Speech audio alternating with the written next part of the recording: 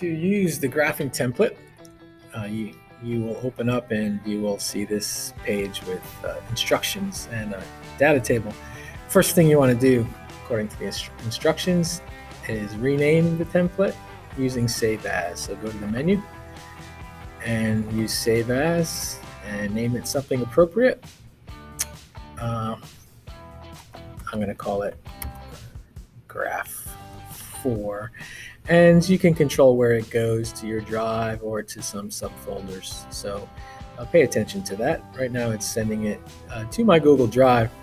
I could send it to the downloads folder on the Chromebook, which I don't recommend necessarily. It can do that, but it's good to send it to somewhere on your Google Drive, but download is also possible. All right, and we'll hit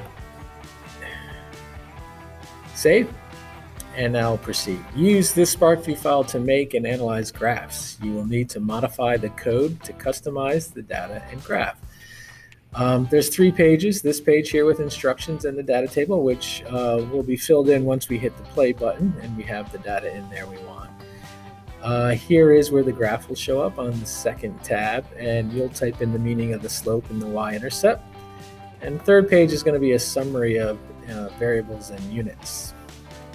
So let's go back to the first page here and go through the steps.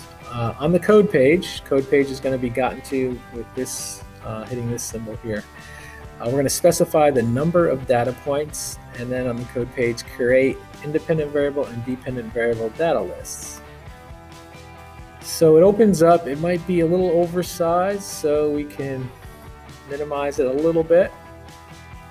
And what are we looking at here? These are code blocks that run the graphing. You don't have to add any blocks, you just have to change some of the fields here to make your graph.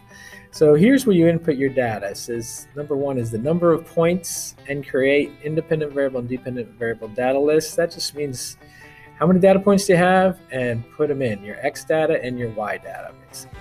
So right now 0 to 6 is 7 data points. Let me just edit this a little bit. Let's make it 8. I'll show you how you can add more data than if you have more than the 7 points that comes up by default. You can hit the little gearbox here and you can drag an item in and add it to the bottom, and there's an open space there. And when you're done looking at that, you can close the gearbox up. And of course, if you add a point for X's, you need another Y or dependent variable value. So we'll add one in at the bottom there. Close that out. And now I'll go to the math blocks. So you are adding a math block in this case to add extra data. Actually adding 2. And I'm going to just put them in line here. So this will be 7 and this will be 70. So there's my data. And there's 8 data points, and I'm going on to the next bit. And these are what the instructions would be leading us through if we were going back and looking. It says use the data to plot the points on the graph.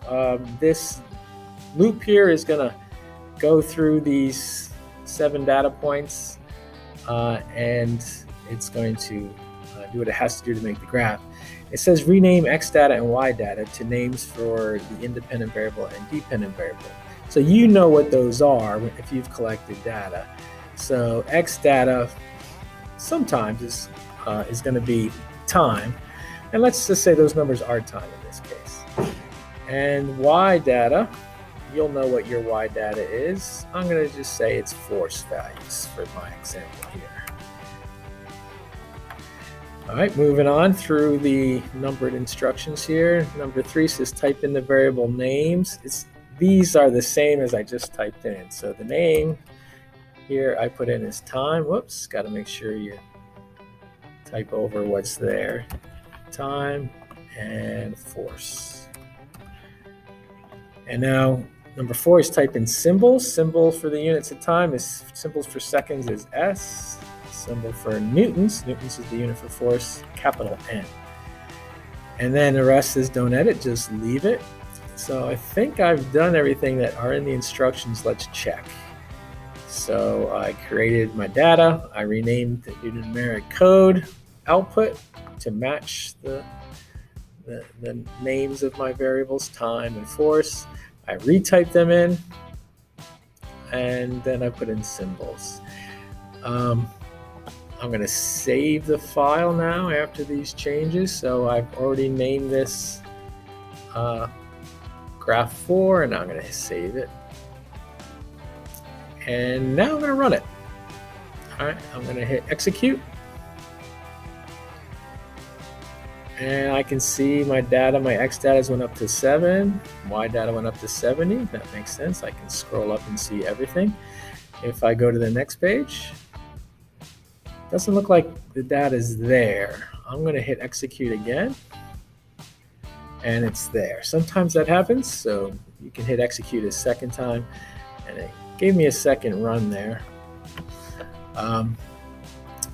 Now at this point I could analyze the data with my toolbar, and I could say fit the data to a line, and it gives me y equals mx plus b. It gives me m and b, the slope and the y-intercept. So I could type in something here for the meaning of the slope. For every 1 second increase in time, the force increases 10 newtons. That's what this means, right? Because the slope is 10, and it goes over 1 second in time, and it's going up 10 newtons in force. So that's the meaning of the slope in this case. And meaning of the y-intercept, well, I'm going to say it this way. When the time equals 0, the force is 0 newtons. So when the time equals 0 seconds, the force is 0 newtons. And just looking at the summary page, it's telling me the name of my independent variable time, dependent variable force, the units for time and force, and the units for the slope is newtons per second, and the y-intercept units are newtons, right? Just looking back.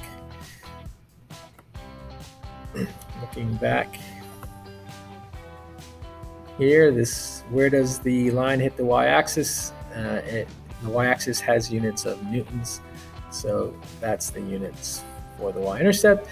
And since slope is the change in the independent variable divided by the change in the dependent variable change divided by independent variable change, rise divided by run, that's going to be newtons divided by seconds. And that's what we have there. So you can have confidence in that, and we're done. You could take a picture to use for a report at this point, or whatever's necessary.